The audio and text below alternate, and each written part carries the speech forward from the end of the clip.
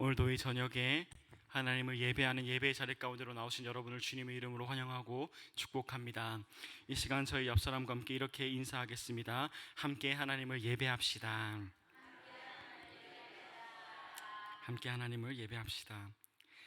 모세가 출애굽기에서 백성들에게 이야기를 하고 또 하나님의 말씀들을 그 마음들을 대언할 때 이 모든 말 가운데 한 가지 중요하게 염두에 두고 또한 전제해야 될 한 가지 중요한 사실이 있습니다. 그것은 바로 지금 이 상황 가운데 이스라엘 백성들은 애굽의 문화와 애굽의 종교관과 신관에 굉장히 익숙해져 있는 상태입니다. 그러니까 이스라엘 백성들이 하나님 나라 백성으로서의 그 정체성이 가득했던 상황이 아니라 애굽의 정체성과 애굽의 문화가 굉장히 깊게 자리 잡혀 있는 상황 가운데에서 모세 그리고 하나님께서는 그 상황과 그것을 염두에 두고 모든 말씀을 하고 있습니다. 애굽의 문화와 종교관에 굉장히 깊숙이 자리 잡혀 있는 이제 이스라엘 백성들은 하나님의 나라, 하나님의 백성으로서의 정체성을 가지고 살아가야 하는 상황입니다. 하나님의 나라가 무엇인지, 하나님의 백성으로서의 정체성이 무엇인지를 배워야 하는 상황입니다. 출애굽기에서 중요한 사건, 그리고 가장 우리에게 잘 알려져 있는 사건이라 함은 당연히 출애굽 사건, 구원의 사건일 것입니다. 하지만 신기하게도 출애굽기에서 하나님께서 이스라엘 백성들을 출애굽시키는 것이 가장 중요한 혹은 최종적인 목적은 아닙니다. 출애굽기에서 나타난 하나님의 가장 중요한 목적은 출애굽하는 것이 아니라 이스라엘 백성들로 하여금 하나님을 예배하게 하는 것이, 하나님을 다시 한번 예배하는 것이, 삶의 자리에서 또한 제사 가운데에서 예배하는 것이 하나님의 주된 목적입니다. 그래서 모세가 호렙산에서 하나님의 부름을 받은 후에 그것을 인정하고 난 뒤에 하나님께서 모세에게 제일 먼저 하셨던 말씀이 이곳에서 나를 섬길지니라 라고 말합니다. 나오는 것이 주된 목적이 아니라 이스라엘 백성들이 나와서 하나님의 백성들로서 다시 한번 하나님께 그 땅 가운데에서 예배하는 것이 하나님의 최종적인 목적임을 이야기합니다. 이스라엘 백성들 그리고 당시 상황들이 그랬듯 지금 이 시대와 문화를 살아가고 있는 우리 그리스도인들에게 출애굽기를 읽을 때 이스라엘 백성들과 같은 마음을 가지고 있는 것이 굉장히 중요합니다. 이스라엘 백성들이 애굽의 문화와 애굽의 여러 가지 것들을 바꿔야 했듯이 저와 여러분 또한 각자의 삶의 자리 그리고 이 세상의 문화 가운데서 살아가고 있는 우리의 태도를 올바로 인지하고 바꾸는 과정들이 굉장히 중요합니다. 하나님 나라가 무엇이며 또한 지금 우리가 살아가고 있는 삶의 문화가 무엇인지 이 두 가지를 알고 이것을 하나님의 나라로 바꾸는 태도와 그 과정들이 굉장히 중요하다라는 것입니다. 오늘 본문은 애굽의 신관과 종교관에 더 익숙해져 있는 이스라엘 백성들에게 하나님께서 하나님 나라의 예배, 하나님 나라의 제사가 무엇인지를 명확하게 가르쳐 주는 내용이 오늘 본문의 내용입니다. 바라옵기는 오늘 함께 예배드리는 우리 모든 성도님들은 스스로의 삶의 예배와 그리고 우리가 함께 드리는 이 교회 안에서 드리는 예배 가운데에서 어떤 것이 잘못되어 있는지 그리고 어떤 것을 고쳐 하나님 나라 예배를 드려야 되는지를 고민하는 시간이 되기를 소망합니다. 함께 본문을 보도록 하겠습니다. 하나님께서는 십계명을 이어서 오늘 본문 가운데 한 번 더 어떤 말씀을 하시냐면 형상화된 우상을 다시 한번 금지하십니다. 십계명 안에서 형상화된 우상을 금지했던 것은 애굽의 신관과 밀접한 연관이 있었습니다. 십계명 안에서 하나님께서 우상을 만들지 말라라고 했던 그 상황 가운데에서는 신을 자기 스스로 통제하려고 했던 이스라엘 백성들 혹은 애굽 사람들의 그 마음들, 그 교만한 마음들, 신을 자신의 마음대로 좌지우지하려고 했던 그 마음들이 하나님께서는 금지하셨던 겁니다. 그러니까 십계명 가운데에서 우상을 만들지 말라라고 했던 그 하나님의 마음은 하나님, 나는 너희의 통제를 받는 신이 아니다라는 것을 분명히 이야기하고 나의 방법이 너희의 방법이 되어야 된다라고 하는 그 마음이 굉장히 컸습니다. 근데 오늘 본문 가운데의 문맥을 보면 보이는 우상의 그 모습들을 금지하는, 똑같이 말했지만 그 금지하는 이후에는 다른 것을 조금 더 강조하고 있습니다.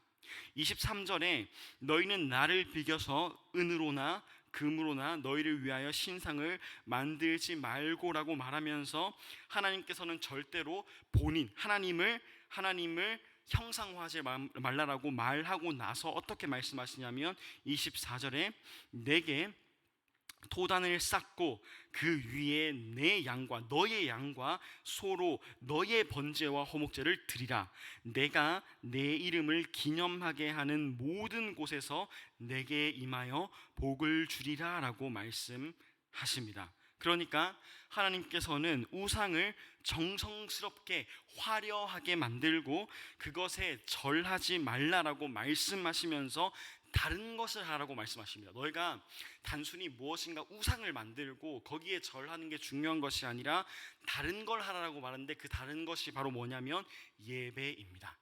하나님께서 이스라엘 백성들에게 그거 하지 마. 너희 애굽에서 했던 거, 너희 애굽에서 배웠던 거 그거 하지 말고 다른 거 해라고 말씀하시면서 제사를 드리라라고 말하고 있습니다. 바로 예배를 드리라라고 말하고 있습니다. 하나님께서 이스라엘 백성들에게 양과 소를 가지고 그들의 번제와 화목제를 드리라고 말하고 있습니다. 그리고 굉장히 중요한 이야기를 본문 가운데 하는데 뭐라고 말씀하시냐면 내 이름을 기념하게 하는 모든 곳에, 하나님 여호와 하나님의 이름을 기념하게 하는 모든 곳에라고 이야기합니다. 하나님께서는 이스라엘 백성들에게 하나님의 이름을 기념하라라고 말하고 있습니다. 그렇다면 오늘 본문 가운데 하나님께서 이스라엘 백성들에게 제사에 관한 이야기를 하면서 원하셨던 것, 가르치고 싶은 것이 무엇일까요? 하나님께서는 지금 이스라엘 백성들에게 완전히 다른 형태의 예배를 이야기하고 있으십니다. 바로 하나님의 이름이 기억되는 예배, 하나님의 이름이 기념되는 예배를 드려라라고 말하고 있는 겁니다. 이것입니다. 하나님께서는 단순한 신과 인간의 관계, 우상과 우상에게 절하는 인간의 어떠한 바램과 욕심만이 드러나는 상황 혹은 그러한 경배를 받고 싶은 것이 아니라 하나님께서는 이스라엘 백성들과 언약의 관계, 사랑의 관계로 맺어진 관계이기 때문에 그 관계 안에서 하나님의 언약을 기억하고 하나님의 이름을 기억하고 하나님의 사랑이 나타나는 관계적인 예배를 원하시고 계십니다. 그래서 하나님께서는 이스라엘 백성들에게 하나님의 이름이 기억되는 예배를 드려라, 하나님의 이름이 기념되는 예배를 드려라라고 말하고 있는 것입니다. 여러분, 출애굽기에서 나타나는 하나님의 이름이 무엇입니까? 출애굽기에서 나타나는 하나님의 이름, 하나님께서 이스라엘 백성들을 위해서 행하신 위대한 일들이 그 일들입니다. 이스라엘 백성들과 하나님께서 일방적으로 맺어주신 그 피의 언약을 이야기합니다. 고통받는 이스라엘 백성들의 그 고통과 신음을 들어주시고 애굽에서 출애굽 구원을 행하신 그 하나님이었습니다. 광야의 길 가운데에서 물을 공급해 주시고 양식을 공급해 주시고 불 구름 기둥으로 이스라엘 백성들을 지키시는 그 하나님을 이야기합니다. 이런 하나님이 이스라엘 백성들이 경험했던 하나님이고 하나님의 이름 가운데 나타났던 것입니다. 이제 이스라엘 백성들은 본인들이 정성스럽게 키운 양과 소로 피의 제사와 예배를 드려야 합니다. 이 가운데, 이 안에는 하나님을 향한 감사의 마음들, 하나님을 향한 사랑의 마음들을 가지면서 하나님께서 행하셨던 일들을 기억하며 그 이름을 기념하고 그 이름을 이제 기억하면서 그것이 중심된 예배를, 제사를 드려야 되는 것이 오늘 본문 가운데의 제사와 예배입니다. 사랑하는 성도 여러분, 과연 지금 저희의 예배 가운데에는 하나님의 이름을 기념하고 기억하는 예배의 모습이 있습니까? 이제 이것을 질문해 보아야 합니다. 우리의 삶의 예배든 아니면 우리가 함께 교회에 모여서 드리는 예배든 과연 우리의 예배 가운데에는 하나님의 이름이 기억되고 기념되고 있나라는 고민을 해 보아야 합니다. 오늘 본문 가운데 나오는 예배의 목적이 그 목적이었기 때문입니다. 이제 작년 이맘때쯤에 교회에서 또 휴가를 보내주셔서 제가 이제 휴가를 쉬면서 다른 교회를 갔습니다. 제가 휴가 기간 때 서울의 한 큰 교회를 방문해서 주일에 함께 예배를 드렸는데 큰 교회다 보니 사람들이 굉장히 많았습니다. 큰 교회였고 거기 목사님이 유명한 목사님이었기 때문에 굉장히 많은 사람들이 왔다 갔다 했고 예배 가운데 굉장히 많은 청중들이 있었습니다. 예배를 은혜 안에서 잘 드리고 위로를 받고 나오던 와중에 사람이 많으니까 줄을 서서 나와야 되는데 굉장히 상황이 왁자지껄한 상황이었어요. 그래서 사람들은 가까이 있고 이 청중들이 함께 이 예배당을 빠져나가는 상황 가운데에서 기다리기도 하고 줄 서서 나가기도 하는 그 상황 가운데에서 제 귀에 여러 가지 대화의 이제 이야기들이 막 들렸는데 그 중에 두 분의 이야기가 제 귀에 굉장히 잘 들렸습니다. 근데 이분들이 어떤 대화를 나누고 있었냐면 자세히는 모르겠지만 이분들이 여러 큰 유명한 교회들을 돌아다니셨던 분들 같아요. 그래서 이야기를 하는데 어떤 이야기를 하냐면 목사님의 말씀과 예배를 평가하는 듯한 말을 굉장히 많이 하는 거예요. 이 교회도 비교하고 저 교회도 비교하고 오늘 있었던 그 예배를 막 평가하고 이건 좋다 이건 나쁘다 평가하는 이야기를 제가 들었습니다. 굉장히 짧은 찰나의 순간 가운데 그 대화를 듣는데 제가 굉장히 당황했습니다. 제가 굉장히 충격을 받았습니다. 은혜를 경험하고 하나님을 경험하고 나가는 길에 또 다른 사람들은 그저 그 예배를 평가하고 목사님의 말씀을 평가한다는 게 저에게는 굉장히 충격적이었습니다. 그 대화가 꼭 어떤 가수의 콘서트를 평가하는 듯한 말들, 어떤 작품들, 어떤 전시회를 가서 그것을 평가하는 듯한 말로 저에게는 들렸고 그 느낌을 저는 받았습니다. 그러면서 고민을 했습니다. 과연 그들이 드린 예배는 예배였을까? 그들이 드린 예배는 과연 하나님께서 받으시는 예배였을까라는 고민을 했습니다. 과연 우리는 이러한 모습에서 얼마나 자유한가를 고민하면 좋을 것 같습니다. 저희는 예배를 드리면서 많은 예배에서 은혜 받기를 기대합니다. 근데 이게 좀 말이 이상합니다, 여러분. 누군가는 이 은혜가 본인의 가슴에 감동을 주는 포인트로만 생각하는 사람들이 있습니다. 어떤 예배 안에서 내 마음이 움직이고 이 은혜 가운데에서 내가 어떤 것을 느껴야만 그 예배가 잘 드린 예배고 그 예배가 은혜로운 예배로 착각하고 해석하는 사람들이 있습니다. 지금 모든 상황들 가운데에서 하나님께서 주인 되시는 예배의 모습은 단 하나도 없습니다. 사랑하는 성도 여러분, 우리 삶의 예배 그리고 우리가 함께 드리는 이 모든 예배의 주체는 하나님이어야 합니다. 내가 은혜 받고 내가 좋은 것이 아니라 하나님의 이름이 기억되고 하나님의 이름이 기념되고 하나님께서 우리에게 하셨던 일들, 영광의 그 하나님이 드러나야 하는 것이 예배의 모습입니다. 하나님의 놀라운 사랑과 하나님의 놀라운 그 언약과 예수 그리스도의 그 복음들과 영광스러운 순간들이 마음껏 나타나고 표현되고 선포되는 것이 예배의 자리가 되어야 합니다.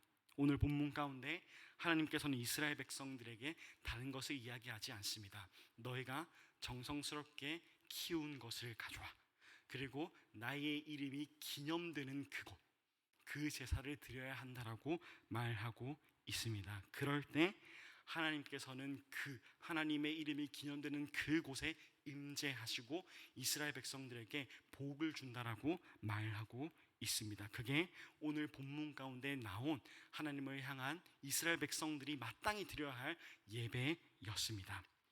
다음 구절들을 한번 보도록 합시다. 다음 구절들을 보면 이제 조금 궁금한 것들이 등장을 합니다. 제사의 이야기를 하면서 본문은 이렇게 말합니다. 25절에 내가 내게 돌로 제단을 쌓거든 다듬은 돌로 쌓지 말라. 내가 정으로 그것을 쪼면 부정하게 함이라 라고 말하고 있습니다. 하나님께서 이제 제사를 이야기하면서 제사와 관련된 이야기를 하면서 무엇을 요구하시냐면 다듬은 돌을 사용하지 말라라고 말합니다. 다듬은 돌을 사용하지 말라. 제가 이 본문을 볼 때 이 부분이 굉장히 의아해했습니다. 왜냐하면 다듬은 돌을 사용하지 말라, 저에게 어떻게 들렸냐면 이런 것입니다. 다듬은 돌이 하나님께 정성스럽게 드려지는 게 아닌가라는 생각을 했습니다. 그러니까 하나님의 제단을 위해서 다듬어진 돌과 깨끗한 돌을 준비해라라고 말하는 게 이제 제 입장에서는 좀 더 맞는 게 아닌가라는 좀 엉뚱한 상상을 제가 혼자 해보았습니다. 정성스럽게 좋은 게 아닌가라는 생각을 했습니다. 하나님께서는 왜 다듬은 돌을 제단에 쌓지 말라라고 말씀하셨을까? 셰일 해머라는 학자가 있습니다. 이 학자가 이 부분에 대해서 이렇게 말하고 있습니다. 흙으로 쌓은 제단, 번제물, 그리고 다듬어진 의식보다는 단순한 헌신으로 충분하다라고 책에 쓰여져 있습니다. 이런 말입니다. 하나님께서는 백성들의 중심을 보기 원하신다. 이것을 강조하고 있는 듯합니다. 그 제사의 중심이 살아있기를 원하십니다. 겉만 번지르르한 예배, 이스라엘 백성들이 애굽 땅 가운데에서 보았던 그러한 형태, 겉만 번지르르하고 그 어떤 중심도 없는 그러한 예배가 아니라, 다듬어진 의식이 아니라 중심이 있는 살아있는 생명의 예배를 원하신다라고 해석할 수 있습니다. 하나님께서 이스라엘 백성들과 원하셨던 관계, 예배를 통해서 함께 누리고 싶으셨던 그 관계는 애굽의 신관, 애굽의 종교관에 나타나는 것이 아니라 생명의 피의 언약으로 맺어진 관계를 이야기합니다. 하나님께서는 이스라엘 백성들과 생명과 사랑의 그 언약의 관계를 맺고 싶어 하십니다. 그래서 이렇게 말씀하시는 듯합니다. 제발 영혼 없고 의미 없는 예배를 드리지 마라. 너희의 마음과 진심으로 드리는 정직한 예배를 드려라라고 말하는 듯합니다. 그래서 여러분, 우리의 중심이, 우리 예배의 중심이 어디에 있는지를 고민해 보아야 합니다. 사랑하는 성도 여러분, 하나님께서 우리에게 원하시는 예배를 드리는 영신교회 되기를 간절히 소망합니다. 이것은 예배의 자리뿐만 아니라 우리 삶의 자리 또한 마찬가지입니다. 삶의 자리에서 하나님께서 원하시는 그 삶의 예배를 우리가 드려야 합니다. 계속 애굽 보면서 거기는 그게 맞지, 거기는 그렇게 드렸지가 아니라 살아가면서 우리 삶의 모습들과 사회와 문화를 보면서 저게 맞지가 아니라 하나님의 문화가 무엇일까, 하나님의 방법이 무엇일까, 하나님의 말씀이 무엇일까를 고민하면서 살아가는 삶의 예배, 고민하면서 함께 드리는 예배가 되기를 소망합니다.